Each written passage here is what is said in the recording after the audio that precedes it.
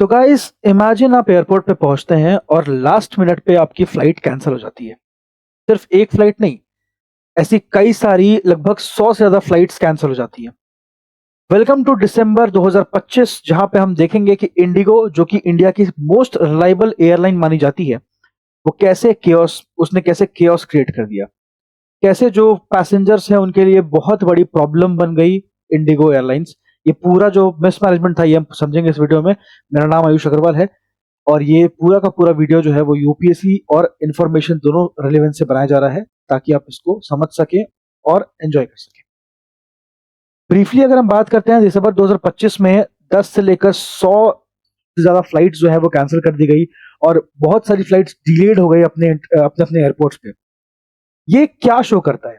This shows कि एक इतना बड़ा क्राइसिस हो सकता है अगर हम एक मेजर एयरलाइन पे डिपेंडेंट रहे अपने ट्रांसपोर्टेशन के लिए, या हम एक ही ट्रांसपोर्ट पे डिपेंडेंट रहे अपने ट्रांसपोर्टेशन के लिए। तो कितना बड़ा क्राइसिस है, केओस मच सकता है, वो इस पूरे वीडियो में हम समझेंगे।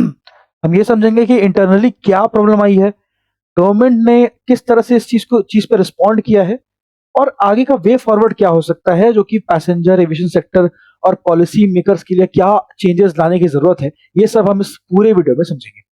तो बिना टाइम वेस्ट किए शुरू करते हैं इसको। सबसे पहले समझते हैं कि ये क्राइसिस एक्चुअली हुआ क्या, प्रॉब्लम क्या थी। 2 दिसंबर 2025 में बहुत सारे फ्लाइट कैंसलेशंस हुए और डिले हुए इंडिगो की तरफ से, जिसने इसको स्पाइक किया। सिर्फ हम एक दिन की माने तो लगभग एक दिन में 200 फ्लाइट्स कैंसिल हो गई, और कुछ सेवरल डेज की माने तो थाउजेंड्स ऑफ पैसेंजर जो थे वो एयरपोर्ट पे खड़े हैं, उनकी फ्लाइट्स नहीं आ रही है, एयरपोर्ट्स ओवरक्राउड हो गए हैं, कंफ्यूजन क्रिएट हो गया है, जो मैनेजमेंट टीम है वहां की वो संभाल नहीं पा रही पैसेंजर्स को। और ये ऐसा नहीं है कि कुछ एयरपोर्ट्स पे हो रहा है, मेजर एयरपोर्ट्स पे हो रहा है, दिल्ली, मुंबई, बेंगलुरु, हैदराबाद, इन सब पे। जो इंडिगो ऑन टाइम परफॉर्मेंस के लिए मानी जाती थी, वो अब ऑन टाइम फ्लाइट्स नहीं दे पा रही है। अब इसका रूट कॉज क्या है, या क्या ट्रिगरिंग फैक्टर था, क्यों हुआ, ये वो समझते हैं। सबसे पहले new crew pilot working hour norms, ये क्या है एक्चुअली, ये समझते हैं।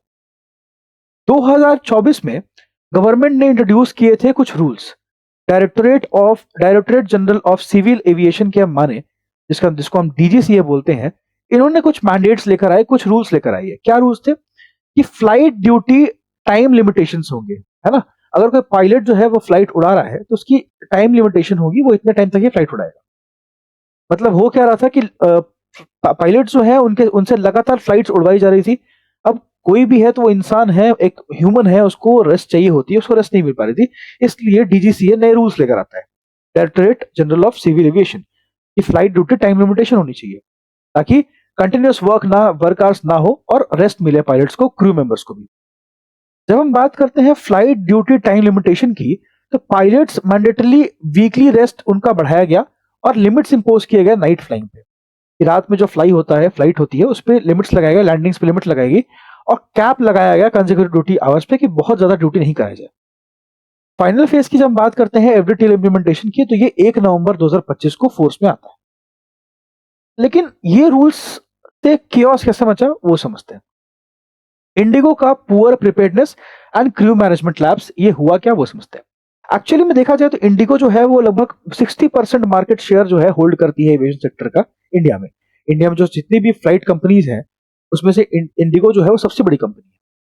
अब इंडिगो की पुअर प्रिपेयर्डनेस क्या है, वो समझते हैं। डीजीसीए ने इनफ टाइम दिया था सारे कंपनीज को कि वो अपने अपने अपने अपने एविएशन कंपनीज में ये चीज लागू करे, बट इंडिगो स्केल अप करने में फेल हो जाती है। ना उन्होंने क्रू पायलट स्ट्रेंथ को बढ़ाया, ना उन्होंने रोस्टर जो होता है लोगों का कि कब कौन कहां पे रहेगा उसको प्रॉपर्ली एडजस्ट भी करना, वो कर नहीं पाए बेसिकली। और leadership allegedly maintained hiring freeze, इन्होंने हायरिंग फ्रीज कर दी, फ्रेश रिक्रूटमेंट नहीं किया, नए लोगों की हायरिंग भी नहीं की, और ये जो भी स्टाफ उस टाइम पे था अवेलेबल उसी पे रिलाई करते रहे। Night flight limitation, mandatory rest period, और few permissible landing severely reduce usable crew capacity. और क्योंकि डीजीसी ने दिया था, अब सीधी सीधी बात है, अगर आपको जो पहले से लोग काम कर रहे हैं, जो स्टाफ है, उनको अगर नाइट फ्लाइट लिमिटेशन देनी है, रेस्ट देना है, तो आपको न्यू क्रू मेंबर्स और न्यू पीपल को हायर करना पड़ेगा, जो कि इंडिगो नहीं किया। इंडिगो ने स्केल अप ही नहीं किया, न्यू लोगों का हायरिंग ही नहीं की और रोस्टर को प्रॉपर्ली एडजस्ट ही नहीं किया। तो जो लोग रेस्ट करने गए वो रेस्ट ही करते रह गए, तो फ्लाइट्स उड़ेंगे कैसे बिना पायलट के, बिना क्रू मेंबर के? This was the problem.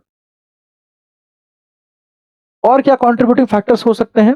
जैसे टेक हो गया, सीजन लोड हो गया, कंजेशन हो गया। क्रू शॉर्टेज की बात तो हमने कर ली, लेकिन एयरलाइन में देखा गया कि कुछ सिस्टम ग्लिचेस भी हैं। सिस्टम ग्लिचेस थे, टेक्निकल इश्यूज था, हेवी एयरपोर्ट कंजेशन था, बहुत सारे लोग थे, बहुत ओवरक्राउडेड हो गया था एयरपोर्ट। ठीक है। Schedule realignment for winter season, आपको ये पता है विंटर्स में क्या होता है, एरोप्लेन उड़ाने में भी दिक्कत होती है ना? तो उसके लिए schedule realignment, weather air traffic constraints थे। तो ये कुछ और फैक्टर्स है जिन्होंने इस प्रॉब्लम को, इस कियोस को कंट्रीब्यूट किया। बट इवन रेगुलेटर्स और एविएशन एक्सपर्ट भी जो है largely viewed internal misplanning as the main culprit. मतलब ये है, जो रेगुलेटर्स है या गवर्नमेंट है या एविएशन एक्सपर्ट्स है, उनका कहना है कि ये पूरा का पूरा जो मेन गलती है, कियोस का जो प्रॉब्लम है, वो क्यों हुआ? क्योंकि इंटरनल मिस प्लानिंग कहीं ना कहीं इंडिगो ने शो की, इसलिए। आगे समझते हैं हम इसका इम्पैक्ट क्या हुआ और ये क्राइसिस जो कॉज हुआ वो क्या हुआ। तो हंड्रेड्स, मतलब 100 से लेकर 1000 पैसेंजर्स जो थे वो एयरपोर्ट पे पड़े हैं, अनसर्टेनिटी फेस कर रहे हैं, कंफ्यूजन है, उनको पता ही नहीं है कब फ्लाइट आएगी, कब हम जाएंगे, कहाँ जहां पहुंचना है वो कब पहुंचेंगे। बहुत सारे लोगों की बहुत इंपॉर्टेंट मीटिंग्स होगी, बहुत लोगों के एग्जाम्स थे, बहुत लोगों का मेडिकल इशू था। वो सभी लोग एक ही जगह पे फंसे हुए थे और वो टाइम पे पहुंच नहीं पा रहे थे। लास्ट मिनट कैंसिलेशन हो रहे हैं, फ्रीक्वेंटली गेट चेंज करने को बोला जा रहा था वहां पर, टाइमली कम्युनिकेशन नहीं हो पा रहा है, जिससे वाइड स्प्रेड फ्रस्ट्रेशन था। ऑब्वियस सी बात है कि अगर आप एक फ्लाइट यूज कर रहे हैं तो इसका सीधा सीधा मतलब है, या तो आप बहुत ही फास्ट मूव करना चाहते हैं, है ना, और बहुत जल्दी कहीं पहुंचना चाहते हैं, तभी आप फ्लाइट यूज करते हैं। मेनली तो लोग इसीलिए यूज करते हैं।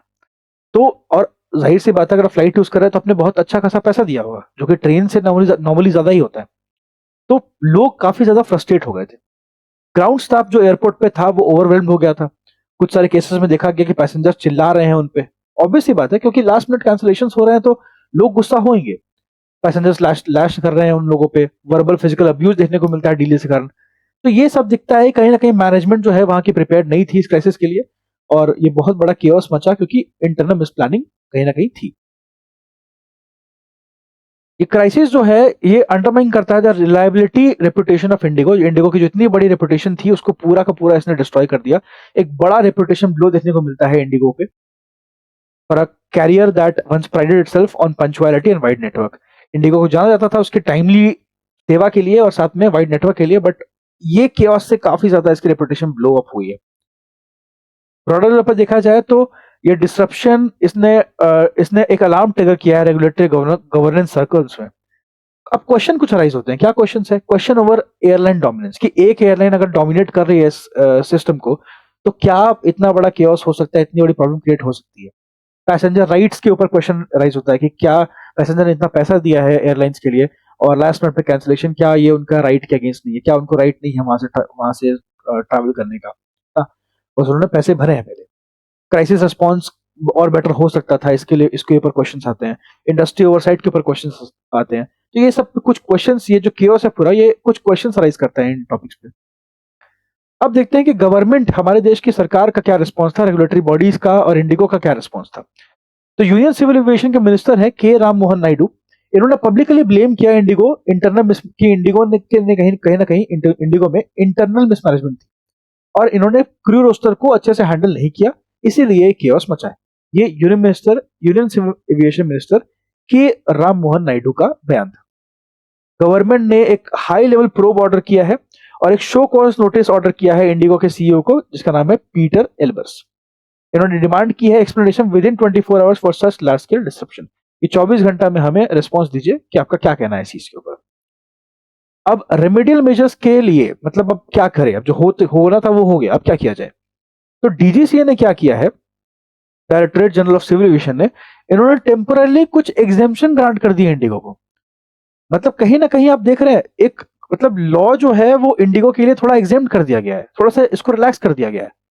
कहीं ना कहीं ये शो करता है कि गवर्नमेंट जो है थोड़ी सी दब रही है, इसमें देखने को मिलता है।